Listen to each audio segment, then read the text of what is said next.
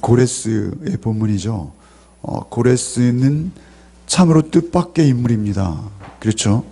이방인이죠. 그런 그가 하나님을 고백하고 또 하나님의 일에 하나님의 종으로 쓰임받는 그런 모습을 우리가 볼 수 있습니다. 조만간 문재인 대통령과 김정은이 만난다라는 거 아시죠? 그죠? 네.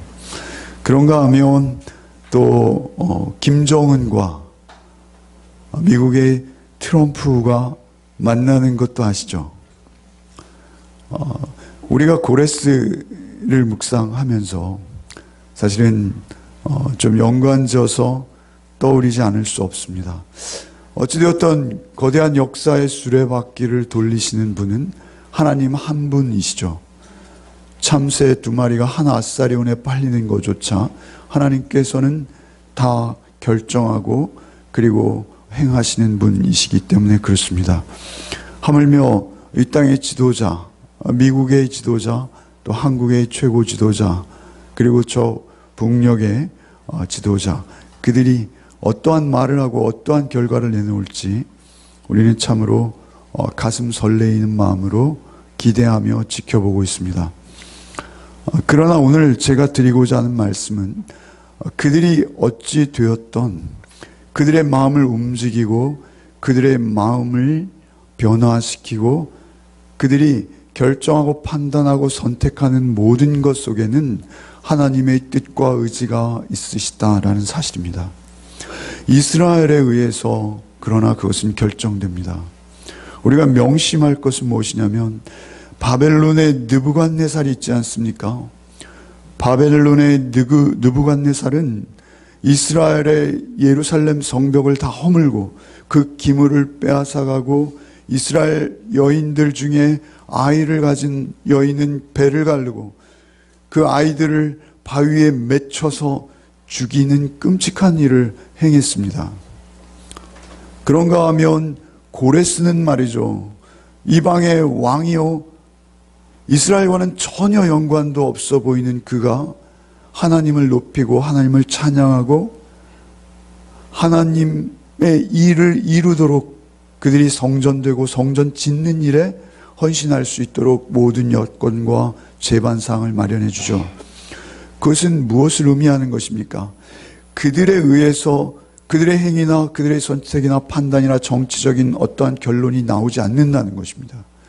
그들에 의해서 나오는 것이 아니라 그들의 손에 있는 것이 아니라 이스라엘의 모습 속에 사실이 있다는 것입니다. 이스라엘이 방탕하고 하나님을 떠나 예배자로 서지 못할 때 그리고 더 이상 하나님을 신뢰하는 하나님의 백성이 되지 못할 때 하나님께서는 그 성전을 허시는 것이죠. 그리고 이스라엘을 징계하십니다.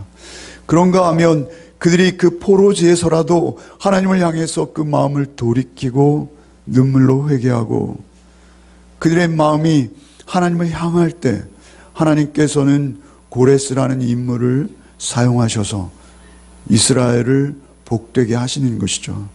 그러니까 다시 말씀드리면 김정은이나 문재인 대통령이나 트럼프 그들이 결정하는 것이 아니라 그들을 염려할 것이 아니라 우리는 우리 자신을 보아야 합니다.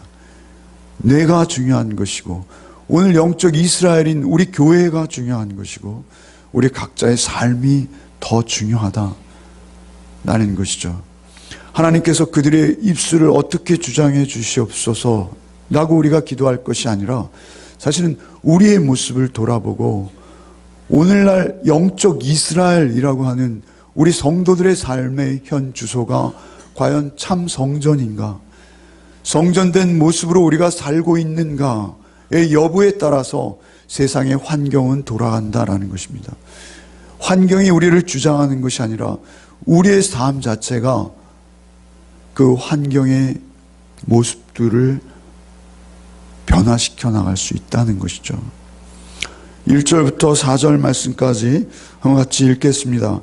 바산 고레스 원년에 여호와께서 예레미야의 입을 통하여 하신 말씀을 이루게 하시려고 바산 고레스의 마음을 감동시키심에 그가 온 나라에 공포도 하고 조소도 내려 이르되 바산 고레스는 말하노니 하늘의 하나님 여호와께서 세상 모든 나라를 내게 주셨고 나에게 명령하사 유다 예루살렘의 성전을 건축하라 하셨나니 이스라엘의 하나님은 참 신이시라. 너희 중에 그의 백성된 자는 다 유다 예루살렘으로 올라가서 이스라엘의 하나님 여호와의 성전을 건축하라.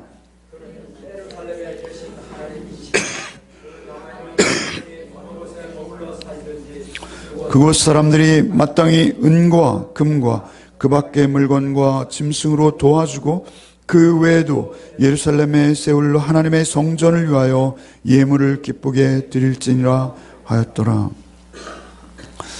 에스라서의 위치는요, 열왕기상, 열왕기하, 그리고 역대상, 역대하, 그리고 바로 이어지는 것이 에스라이죠. 에스라 다음에 느헤미야, 느헤미야 다음에 에스더서, 이렇게 이어지고 있습니다. 이것은 역사의 순차를 따라서 시간대로 배열되는 것이죠. 역대하에서 이스라엘의 패망을 보았습니다. 그 이스라엘의 패망 이후에 그들이 다시 예루살렘으로 복귀해서 성전을 짓고 그들이 다시 영적 이스라엘, 그리고 이스라엘을 세워가는 그러한 모습을 보게 되는 것이죠. 이렇게 모든 역사를 주관하시는 분은 오직 하나님이신데, 하나님께서 그렇게 주관하시는 이유는 이스라엘을 통해서 오실 메시아를 잉태하게 하시고 또 그 메시아를 탄생하게 하시고 그 메시아를 통해서 우리의 구원을 완성하시기 위해서 이스라엘을 지금 붙들고 계신 것입니다. 그리고 이스라엘을 인도하고 있는 것이죠. 바사의 정책이 통이 커서 소수 민족들에게 그들의 자치권을 주고 그들의 각자의 신을 섬길 수 있도록 돌아가게 한 것, 그것도 있으나 모든 역사의 주관자는 오직 하나님이시라는 측면에서 우리는 그 이스라엘이 돌아오게 되는 것을 보는 것이죠. 오늘 본문에 보시면 여호와께서는 1절에 예레미야의 입을 통하여 하신 말씀을 이루게 하시려고, 여호와께서는 예레미야의 입을 통하여 하신 말씀을 이루게 하시려고, 곧 모든 그 되어지는 일들은 여호와의 말씀이 응하게 하시려고, 여호와의 말씀이 응하게 하시려고, 곧 여호와의 언약이 이루어지도록 하시기 위해서 이 말씀인 것입니다. 여러분, 우리가 예레미야서를 읽고 왔습니다만 우리는 이 예레미야서 뒷부분은 묵상하지 않았어요. 그러나 예레미야 25장 11절 이하에 보시면 이렇게 기록하고 있습니다. 이 온 땅이 황폐하여 놀램이 될 것이며 이 나라들은 70년 동안 바벨론 왕을 섬기리라. 나 여호와가 말하노라. 70년이 마치면 내가 바벨론 왕과 그 나라와 갈대아인의 땅을 그 죄악으로 인하여 벌하여 영영이 황무케 하되 내가 그 땅에 대하여 선고한 바 곧 예레미야가 열방에 대하여 예언하고 이 책에 기록한 나의 모든 말을 그 땅에 임하게 하리니 예언하셨어요. 그런가 하면 25장뿐이 아니라 예레미야 29장 10절 이하에 여호와 이같이 말씀하노라. 바벨론에서 70년이 차면 내가 이스라엘을 권고하고 나의 선한 말을 너에게 실행하여 너희를 이곳으로 돌아오게 하리라. 14절 말씀에 나 여호와가 말하노라. 내가 너희에게 만나지 않겠고 너희를 포로된 중에 다시 돌아오게 하되 내가 쫓아 보내었던 열방과 모든 곳에서 모아 사로잡혀 떠나게 하던 본 곳으로 돌아오게 하리라. 여호와의 말이니라. 이렇게 기록하시고 있다라는 사실입니다. 사실은 더 놀라운 것은 말이죠, 예레미야서의 기록보다 놀라운 것은 오히려 200여 년 전에 이사야의 입을 통해서 고레스의 이름을 지명하십니다. 그때는 고레스는 말이죠, 아주 작은 자였어요. 그런데 그를 태어나지도 않은 그를 200여 년 전에 예언하세요. 이사야 44장 21절 말씀. 야곱아, 이스라엘아, 이 일을 기억하라. 너는 내 종이라. 내가 너를 지었으니 너는 내 종이니라. 이스라엘아, 너는 나의 이짐이 되지 아니하리라. 28절에 고레스에 대하여 이르기를 그는 나의 목자라. 나의 모든 기쁨을 성취하리라 하며 예루살렘에 대하여 이르기를 중건되리라 하며 성전에 대하여 이르기를 내 기초가 세움이 되리라 하는지니라. 이사야서에 이미 예언되었어요. 44장뿐만이 아니라 45장 1절 나 여호와는 나의 기름 받은 고레스의 오른손을 잡고 열국으로 그 앞에 항복하게 하며 열왕의 허리를 풀며 성문을 그 앞에 열어서 닫지 못하게 하리라. 내가 고레스에게 이르기를 내가 내 앞서가서 험한 곳을 평탄케 하며 논문을 쳐서 부수며 쇠 빗장을 껐고 5절에 나는 여호와라 나 외에 다른 신이 없나니 나밖에 신이 없느니라. 너는 나를 알지 못하였을지라도 나는 내 띠를 동일 것이요. 그들이 고레스가 하나님을 알지 못할지라도 하나님께서는 이미 그에게 띠를 띄우시고 하나님의 의도와 하나님의 섭리대로 그들을 인도하시겠다라고 예언하시는 것입니다. 여러분, 이 모든 역사는 우연이 없습니다. 이 모든 역사는 오직 하나님의 뜻 안에 운행되고 있음을 믿는 것이 우리의 믿음입니다. 그래서 오히려 우리의 환경과 우리의 여건을 볼 때 우리는 우리 자신을 보는 것이지 절대 환경과 여건을 탓하는 것은 그리스도인의 모습이 아닙니다.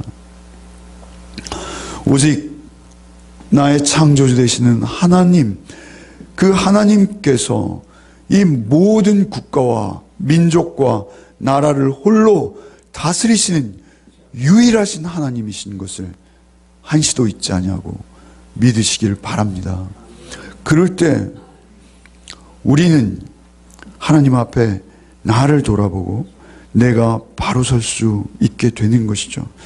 고레스가 그토록 돌이킨 것을 어떤 주석가들은 이렇게 설명하기도 합니다. 아마 그 당시의 왕들은 말이죠, 역사의 기록들을 공부하고 있었어요. 그죠? 그리고 역사의 기록들을 또 읽기도 하고 또 많이 살폈습니다. 그래서 아마 고레스는 그 바사, 페르시아 전에 바벨론 왕들의 기록을 보았을 것이다. 그 바벨론 왕들의 기록을 볼 때 그 바벨론에 말이죠, 우리가 잘 알듯이 다니엘이라는 인물이 있었어요. 유대인이죠. 그가 왕들이 무수히 바뀌어나가는데도 계속 총리직을 유지할 수 있었어요. 신비한 인물이죠. 사실은 바벨론은 그 왕들이 아니라 다니엘에 의해서 움직여지는 나라였습니다. 그 다니엘의 역사를 보았을 것이죠. 다니엘의 그 바벨론의 왕이 말이죠, 바벨론의 왕이 하루는 꿈을 꾸었어요. 여러분 잘 아시는 내용이죠. 그런데 그 꿈이요, 아사무사한 거예요. 여러분 꿈 꾸시잖아요. 그죠? 지난밤에 꿈을 꿨는데 지난밤에 꾼 꿈이 기억은 나는 것 같은데 흐릿하고 이러지 않습니까? 저의 경우는 대부분이 개꿈이기 때문에 다 기억이 흐릿해요. 그런데 그 왕도 그래서 그 꿈을 말이죠, 그 박수들, 사실은 박수라고 표현되었습니다만 그들은 요즘 말로 말하면 대통령의 참모진들이에요. 나라의 대소사를 결정할 때 그들은 나라의 모사예요. 나라의 정책을 세우는 그들이에요. 그런데 그들에게 묻습니다. 내가 무슨 꿈을 꿨는지 맞춰봐. 그리고 그 꿈을 해몽해봐. 여러분, 꿈을 해몽하는 것은 이 말 저 말 우리가 다 할 수 있습니다. 그러나 그가 홀로 꾸었던 그 자신조차도 뚜렷하게 기억하지 못할 수 있는 그 꿈을 내가 맞추는 것, 사람이 할 수 있는 일이 아니죠. 성경은 놀랍게도 하나님께서 다니엘에게 그 꿈을 보여주셨다는 거예요. 신비입니다. 그래서 우리가 알 수 없는 영역이에요. 어쨌든 다니엘은 놀랍게도 그 꿈을 말하고 그 꿈을 해몽하고 그 꿈이 정확히 현실이 되어지는 것을 바벨론의 왕은 경험하죠. 그런가 하면 다니엘이 너무나 많은 총애를 받자 그 주변이 시기해서 다니엘을 죽이려 하죠. 참으로 며칠씩 굶은 사자들 무리, 그 가운데 도저히 정말 무엇을 줘도 뼈 조각 하나 남기지 않고 다 삼켜버릴 만한 사자들 무리 속에 다니엘을 하룻밤을 채우죠. 그런데 다니엘은 털끝 하나 상하지 않고 나오는 것이죠. 고레스가 그런 기록을 봐서 하나님을 모셨다? 그 주석도 상당히 타당해요. 그 주석을 보면서 고개를 끄덕였습니다. 그러나 그것도 타당하지만 하나님께서는 고레스의 마음을 넉넉히 바꾸실 수 있는 분이세요. 하나님께서는 하나님의 역사를 운행하시는데 어떠한 인간의 마음도 하나님은 바꾸실 수 있는 분이에요. 오히려 하나님의 대적자들조차도 하나님은 바꾸셔서 하나님의 일꾼으로 사용하실 수 있는 분이세요. 하나님은 어떠한 자도 하나님의 은혜로 그 마음을 바꾸시고 하나님 쓰시기에 합당한 자로 세우시지에 부족함이 없는 분이세요. 여러분, 우리가 잘 알고 있는 사울을 보십시오. 바울 사도를 보십시오. 바울 사도는 기독교를 가장 혹독하게 대적하던 자였죠. 그러나 하나님께서 그를 찾아오시자, 주님이 그를 찾아오시자 그는 놀랍게도 하나님의 가장, 신약시대의 가장 위대한 인물로 바뀌어져 쓰임받게 되는 것이죠. 그런가 하면 그들만이 아니라 연약한 우리도 찾아오십니다. 여러분, 베드로를 보십시오. 베드로도 역시 그 많은 위기를 거쳤지만 하나님께서 그를 찾아오세요. 사도행전 2장에서 찾아오시죠. 그리고 그 사도행전 2장에서 성령으로 임하신 그 성령께서는 베드로를 사용하셔서 열방에 복음을 전하게 하십니다. 사도행전 2장에서 우리가 잘 알듯이 초대교회 교인들이 돌아서죠. 그런데 그 교인들, 초대교회 성도들은 누구입니까 도대체? 그들은 예수를 십자가에 못 박으라 소리치는 폭도들이었습니다. 그들은 한때 예수께서 광야에서 오병이어의 기적을 베푸시자 저분이 우리의 배고픔을 해결해 주실 우리의 경제 대통령이구나, 그렇게 여겼죠. 그러나 그 기대가 무너지자 그들은 예수님을 십자가에 못 박으라 기꺼이 외치는 폭도들로 변했습니다. 그런 그들을 베드로가 하나님의 말씀을 대언합니다. 그들에게 하나님의 말씀을 대언하자 그들이 바뀌는 것이죠. 그들이 바뀌는 것입니다. 그들이 어떻게 말합니까? 저희가 이 말을 듣고 마음에 찔려 베드로와 다른 사도들에게 물어가더래 형제들아 우리가 어찌할꼬, 이렇게 말하죠. 형제들아 우리가 어찌할꼬. 이것은 말이죠, 오늘 에스라서 1장 말씀 1절 말씀에 의하면 마음에 감동을 시키심에, 바사왕 고레스의 마음을 감동시키심에, 그 마음을 감동시키신 하나님께서 그 폭도들의 마음도 감동시키시는 거예요. 그들의 마음에 찔림을 받아라는 것은 그들의 마음이 감동을 받았다는 것이죠. 형제들아 우리가 어찌할꼬 하거늘 베드로가 가르되 너희가 회개하여 각각 예수 그리스도 이름으로 세례를 받고 죄사함을 얻으라. 그리하면 성령을 선물로 받으리니. 여러분, 금요일날 제가 자세히 말씀을 드렸습니다만, 여러분, 이 에스라서 다시 한번 말씀드립니다. 새벽 예배 들으신 분들은 다 아시고 이미 다른 성경에서 우리가 누누이 강조한 말씀입니다만, 성전은 누구예요? 성전은 누구예요? 예수님이시고요. 그리고 또한 누구세요? 여러분 자신이시죠. 여러분, 솔로몬의 성전을 완공했어요. 다 지었어요. 그리고 나서 열왕기상 8장에 하나님을 향해서 이렇게 기도합니다. 열왕기상 8장 27절 말씀에 하나님이 참으로 땅에 거하시리까 하늘의 하늘들의 하늘이라도 주님을 용납하지 못하겠거든 하물며 내가 건축한 이 전이오리까? 여러분 잘 아시는 말씀이죠. 솔로몬이 아무리 그 성전을 아름답게 최선을 다해서 지었지만 하나님은 그 성전에 갇혀 계신 분이 아니에요. 하나님은 무소부재하세요. 하나님은 온 우주에 가득하시고 우리의 마음과 우리의 머리털까지 세신받은 하나님은 이 세상 어디에도 계시지 않은 곳이 없으십니다. 그런 하나님, 그런 하나님께서는 성막도 없애셨어요. 그런 하나님께서는 법궤도 없애셨어요. 솔로몬의 성전도 헐어버리셨어요. 뿐입니까?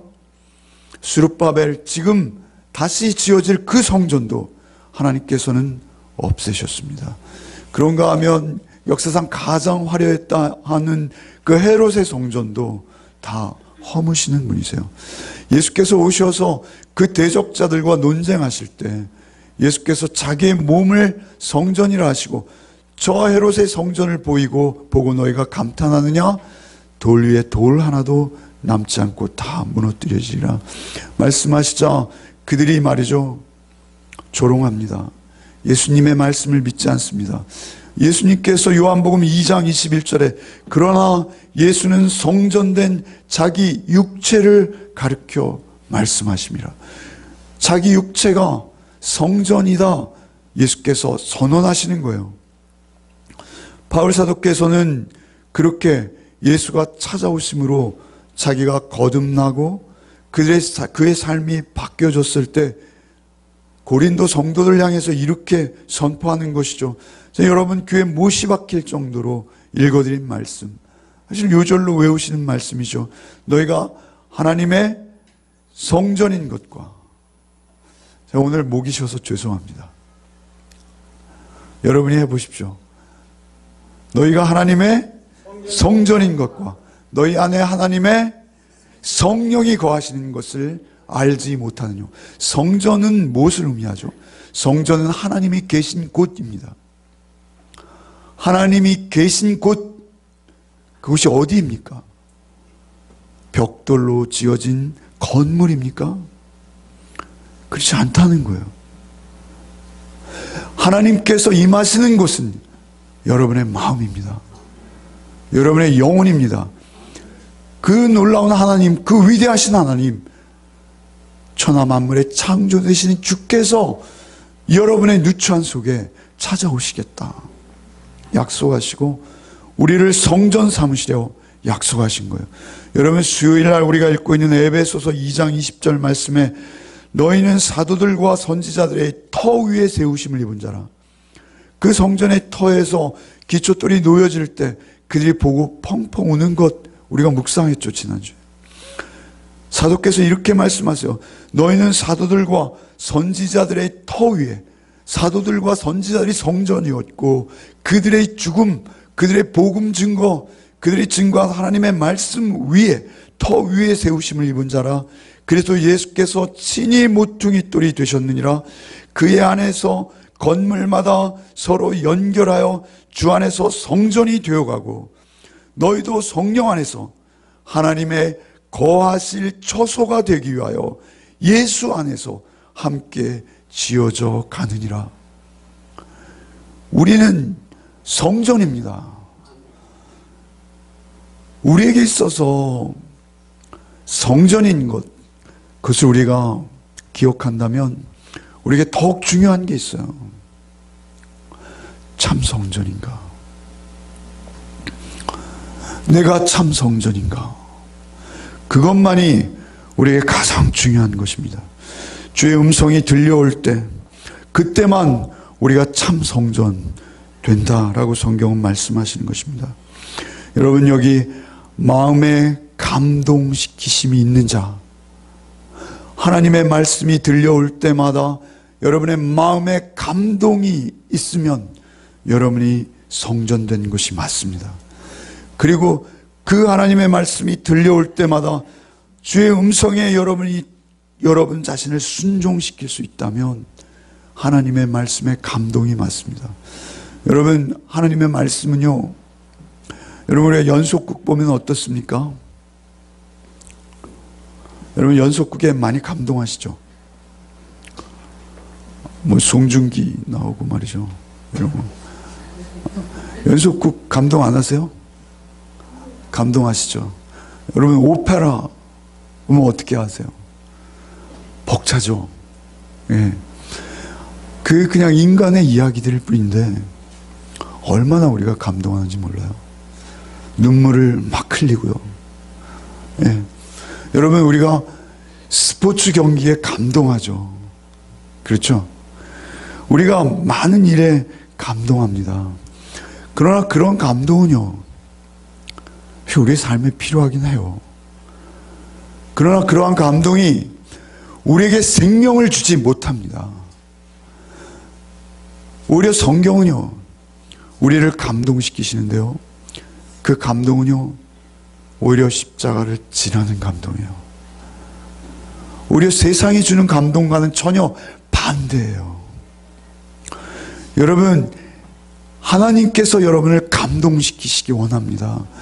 하나님께서 여러분을 감동시켜서 말씀으로 감동하실 때 거기에만 용서가 있고 화해가 있고 화평이 있고 사랑이 있고 평안이 있고 무엇보다 중요한, 여러분, 거기에만 영원한 생명이 있습니다.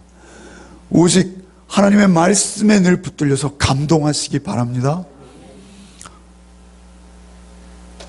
연속극 보지 말라는 건 아니에요. 그런데 그 감동이 여러분이 하나님의 말씀을 읽고 묵상하실 때보다 더 감동스럽다면 여러분 자신 돌아봐야 돼요.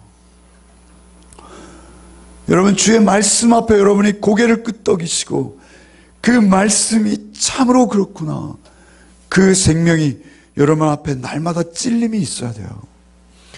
그 말씀이 여러분을 사로잡으셔야 돼요. 그 감동이 여러분을 사로잡힐 때 5절 말씀이 실현되어지는 거예요. 5절 말씀 한번 읽겠습니다.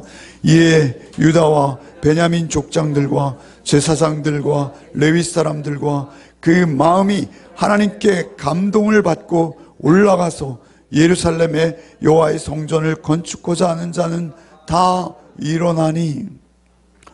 여러분, 여기에 보시면 이에 유다와 베냐민 족장들과 제사장들과 레위 사람들과 마음이 하나님께 감동을, 하나님께 온전히 붙들려서 그 마음에 감동되어져서 하나님께 온전한 구원을 끝까지 이루는 자들, 그 포로지 죄와 죽음의 종로로 타는 그 가운데서도 기꺼이 일어서서, 여기에 보십시오. 이 유다와 베냐민 족장들과 제사장과 레위 사람들, 그 마음에 하나님의 감동을 받고 올라가서 예루살렘의 여호와의 성전을 건축하고자 하는 자는 다 일어나니. 여호와께 예루살렘의 성전을 건축하고자 하는 자는 다 일어나니. 그것은 무엇이죠? 그 마음에 내가 하나님의 성전된 삶을 살아내겠다 라고 결심하는 자들만 일어나는 거예요. 그 죄악의 자리에서 일어날 수 있는 거예요. 그 일어나는 용기가 우리에게 늘 있어야 돼요. 제가 말씀드리지만 시편에 보면 우리의 발은 늘 미끄러집니다. 우리는 늘 바벨론의 또는 바사, 페르시아의 영광에 우리는 눈 멀고 귀 멀 때가 너무 많아요. 그러나 우리가 그곳에서, 넘어진 그곳에서 우리가 늘 일어서야 돼요. 그런 일어설 힘이 어디서 난다는 거예요?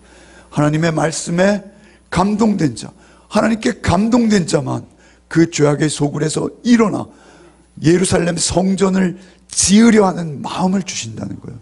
내가 주의 성전 되어야 하겠구나, 내 안에 주의 성전만 모셔야 하겠구나, 성령님께 온전히 순종하고 성령님만 따라가는 삶이 되어야 하겠구나.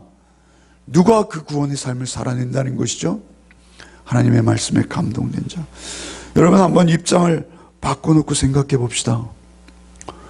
여러분, 그들은 다 이스라엘이었어요. 포로제에 끌려간 그들은 다 이스라엘이었어요. 여러분, 오늘 이 땅에 얼마나 많은 교회들이 있고 얼마나 많은 하나님의 이름을 고백하는 사람들이 있습니까? 그러나 그 가운데 그들이 끌려가게 된 이유가 무엇입니까? 그들이 하나님을 입만 열면 이야기하고 있었으나 그들은 사실 마음이 완악한 자들, 모진 자들이었어요. 여러분, 우리 예레미야서에서 왔잖아요. 예레미야 그 눈물의 선지자가 눈물로 그들에게 죄악으로부터 돌이켜라.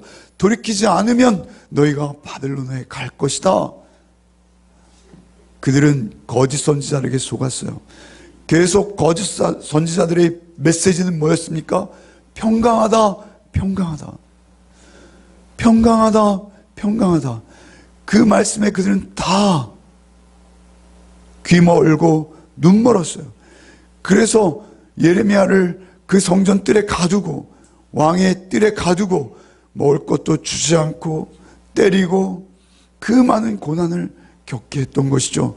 그들은 목이 곧았어요. 그들은 하나님의 말씀에 순종할 수 없는 자들이었어요. 그런데 그들이 비로소 그 죄악의 땅에 이르렀을 때야 그들이 하나님을 기억했어요. 그들이 그때야 선지자의 말씀을 기억했어요. 그때는 70년이 흘러 있었어요. 그 70년이 흘러 있는 그때 그들의 마음에 하나님의 말씀이 다시 기억된 거예요. 여러분, 사실은 그들은요, 그 바벨론 땅에서 경제적으로 풍요로웠습니다. 여러분, 바벨론은 오늘날 그 바사는 말이죠. 페르시아는 오늘날 미국 같은 나라예요. 여러분, 그들이 포로로 끌려간 지 70년이 되었어요. 이미 그들이 이민 2세, 3세가 되었어요. 유대인들의 성실과 근면, 그 끈기를 아시잖아요. 그들이 거기 가서 다 자리를 잡고 이제 먹고 살만해졌어요. 오히려 경제적으로 풍요로웠어요. 그러나 그들에게는 하나님이 계시지 않았어요. 그리고 더욱이 그들의 마음에는 하나님의 성전된 삶을 꿈꾸기 시작하는 마음이 생긴 거예요. 여러분, 그곳에서 일어나서 그 황폐해져 버린 예루살렘, 이미 이방인들이 와서 그곳에 머물고 있어요. 우리가 지난주에 묵상한 닷드네, 스달보스네, 다 그 사람들 뭐예요? 유대인들이 아니에요. 그런 그들에게 다 빼앗겨 버렸어요. 그리고 그들이 돌아가서 성전을 짓는다는 것은 더욱이 상상할 수도 없어요. 여러분, 그들이 돌아온 인원이 몇 명이에요? 4만 명이죠. 그런데 성경에 기록된 인원의 이름은 2만 7천여 명 정도밖에 안 돼요. 그런 그들이 돌아올 때 여러분, 솔로몬의 성전은 어땠습니까? 솔로몬의 성전은요, 그들이 행정이 안정되어 있고 제도가 확립되어 있고, 여러분, 그 성전을 지을 때 역군이 3만, 현장에서 그 성전을 조립하는 자 7만, 돌 뜨는 자 8만, 다 더하면 16만 3천 몇 명이에요. 18만, 20만에 가까운 숫자예요. 그런데 겨우 일할 수 있는 사람 2만 명이 돌아오는 거예요. 그들이 빈손으로 갑니다. 가깝기나 합니까? 900km 장장. 그 900km를 3달, 4달씩 아무 군대도 없이 아무 보호도 받지 못한 채 그 3달, 4달의 여정을 거쳐서 예루살렘에 와야 반겨주는 사람 아무도 없고 인원도 소수일 뿐만 아니라 그들이 웬만한 결단을 가지고는 거기서 일어설 수가 없는 거예요. 그러나 그들이 일어서는 거예요. 왜 일어섭니까? 거기에 하나님이 계시기에 그렇습니다. 여러분, 우리의 삶 속에 하나님이 계신 곳, 그것이 우리의 생명이라는 것이죠. 5절 말씀 또 읽어보겠습니다.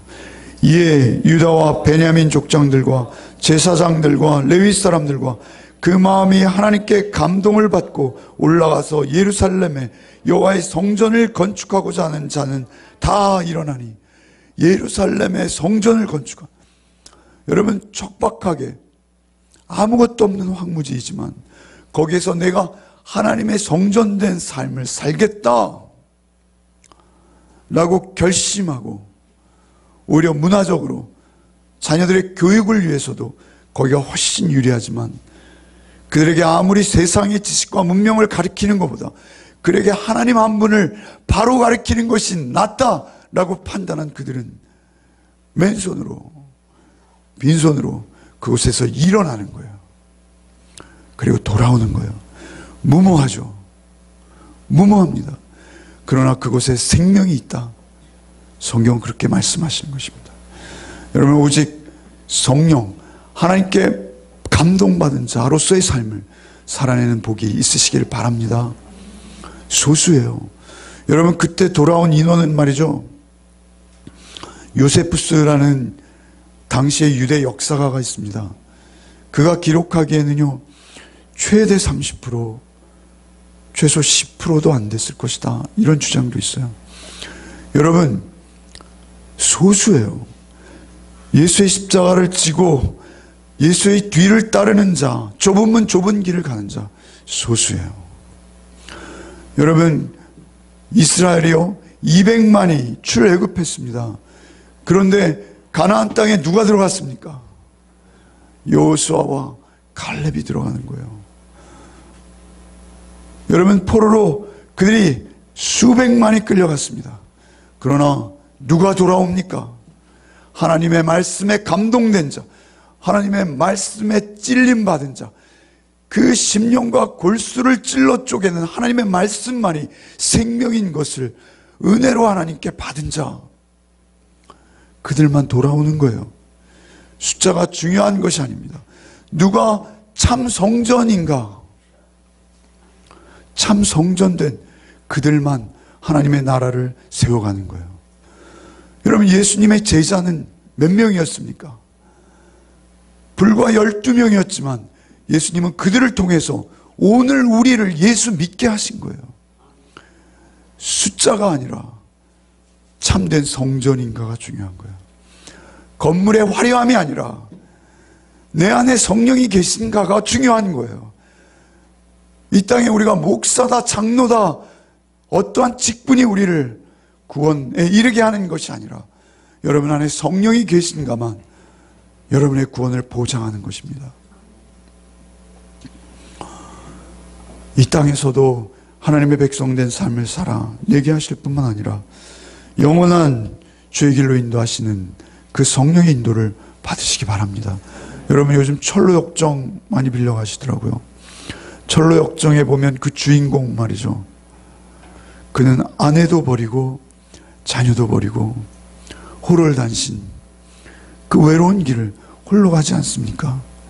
우리의 구원은 각자입니다. 우리가 하나님의 말씀을 따라, 성령의 인도를 따라 나를 쳐서 주의 말씀에 복종시키고 오히려 십자가 지고 주의 뒤를 온전히 따르는 건 내가 할 수 없는 일이에요. 우리 스스로 할 수 없는 일이에요. 그래서 성전을 짓는 그들을 향해 스가랴는 뭐라고 말씀하세요? 스가랴서 4장 말씀 6절 말씀에 그가 내게 일러 가로되 여호와께서 스룹바벨에게 하신 말씀이에요. 스룹바벨 누구예요? 성전을 짓는 두목이죠. 그 스룹바벨에게 하나님이 직접 말씀하세요.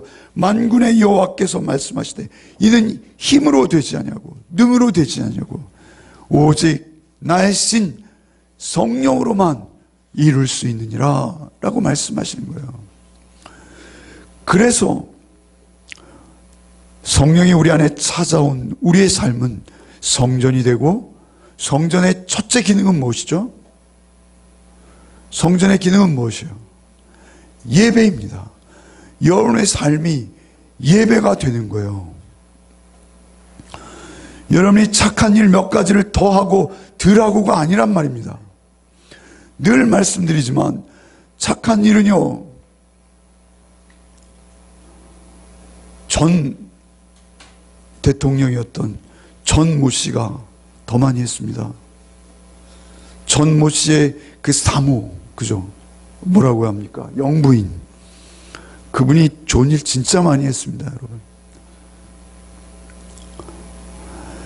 그런 기부행위나 어떠한 것으로 여러분의 구원이 이루어지는 게 아니에요.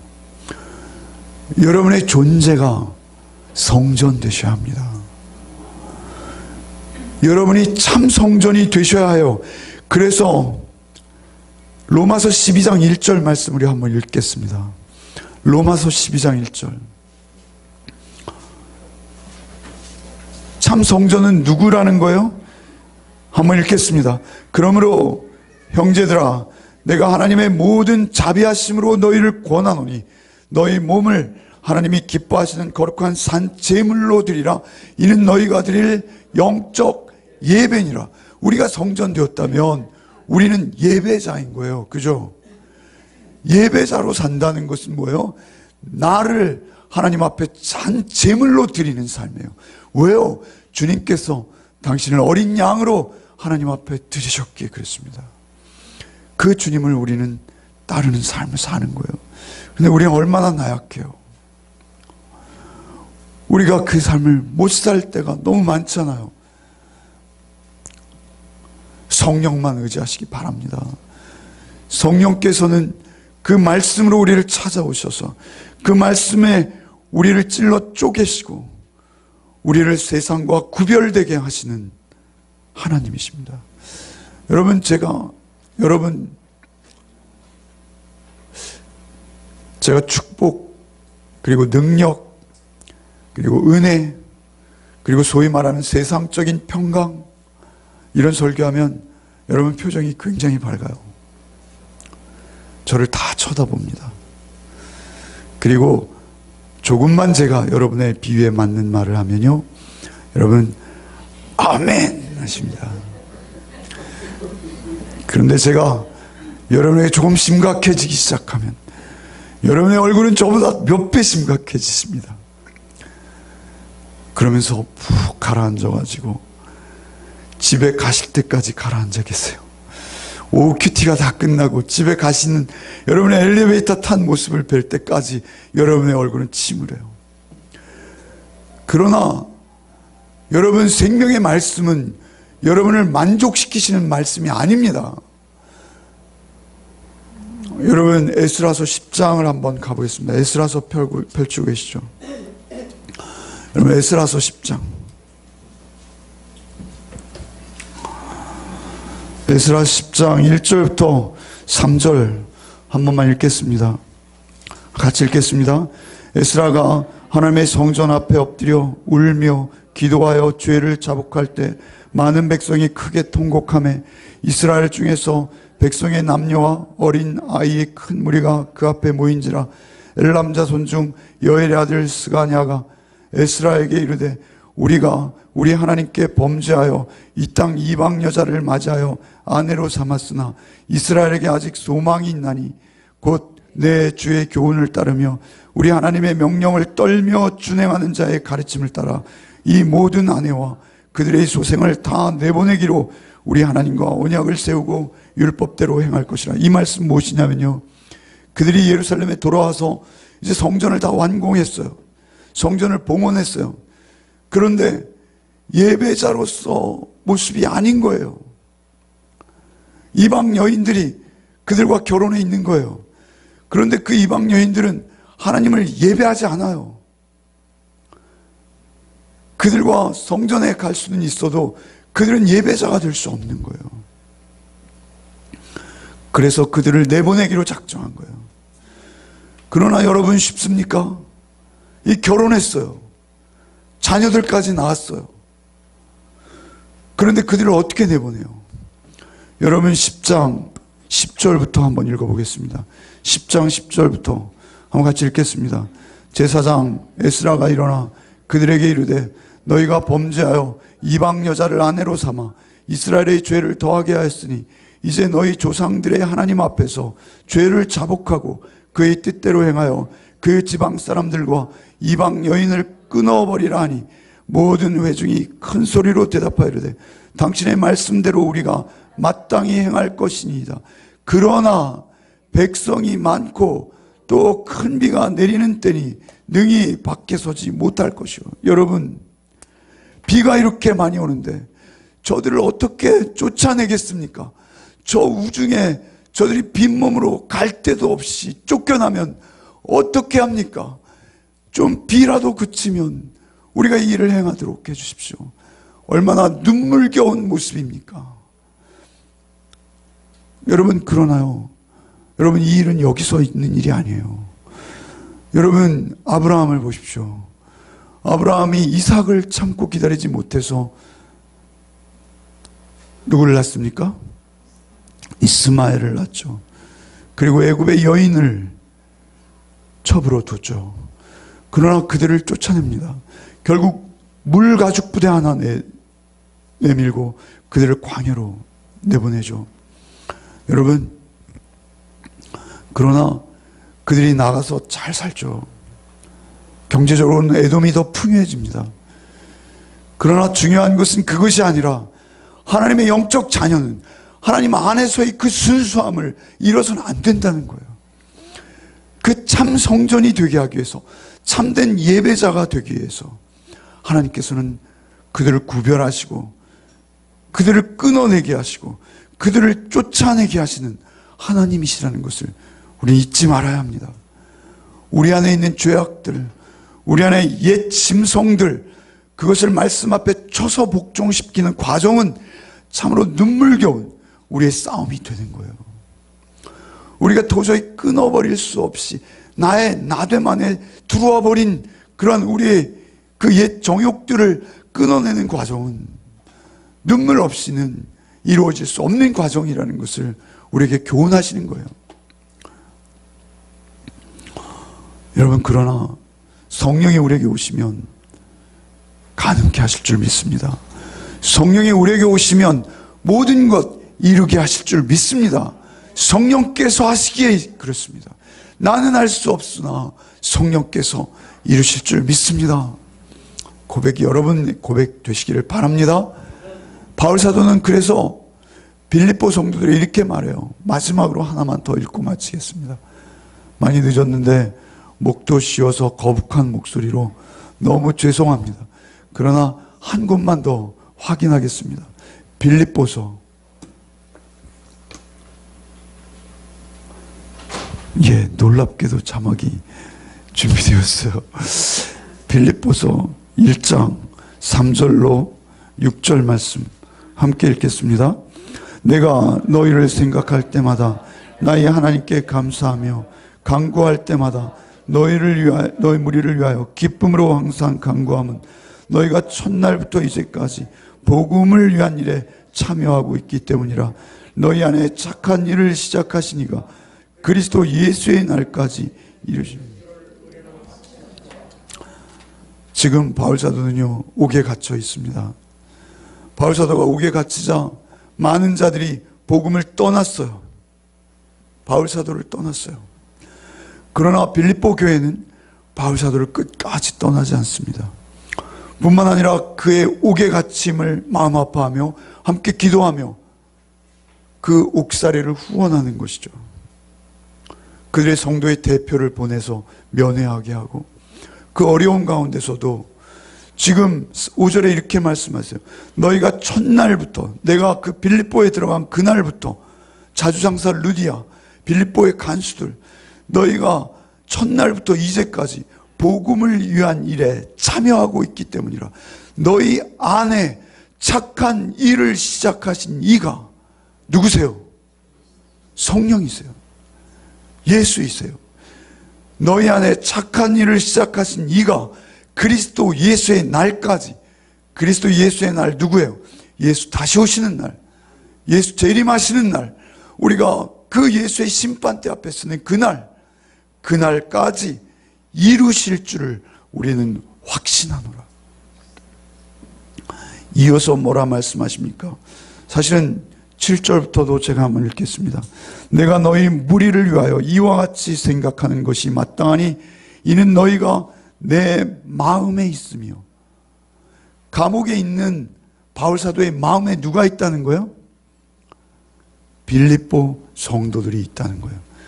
그래서 왜 그렇습니까?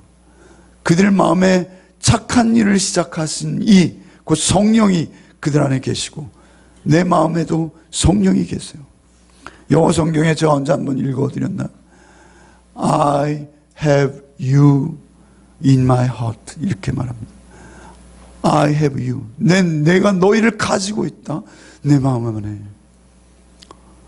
제가 말씀드렸잖아요. 기억나시죠? 파리의 여인. 예. 하여튼 모르면 할 수 없어요. 그리스도 예수의 날까지 이루실 줄 우리가 확신하노라. 7절에 내가 너희 무리를 위하여 이와 같이 생각하면 마땅히 이는 너희가 내 마음에 있으며 나는 매임과 복음을 변명함과 확정함에 너희가 다 나와 함께 은혜에 참여한 자가 됨이라. 내가 예수 그리스도의 심장으로 너희 무리를 얼마나 사모하는지 하나님이 내 증인이시니라. 그 절절한 사랑이 우리에게 배우지 않습니까? 저는 이 말씀 너무 좋아 빌립보서를 끝까지 읽었어요.